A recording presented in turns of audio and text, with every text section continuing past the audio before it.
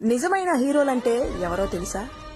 మధ్యతరగతి కుటుంబంలో జన్మించి అరాకొరా చదువులు చదివి కుటుంబ బాధ్యతలకు తలొగ్గి మనసును చంపుకొని జీవితాన్నే పనంగా పెట్టి నచ్చని ఉద్యోగం చేస్తూ ఏదీ సాధించకుండానే జీవితం అయిపోతుందే అని బాధపడుతూనే ఆ బాధని కనిపించకుండా పైకి నవ్వేస్తూ బ్రతికేస్తుంటారే, వాళ్ళే నిజమైన హీరోలంటే.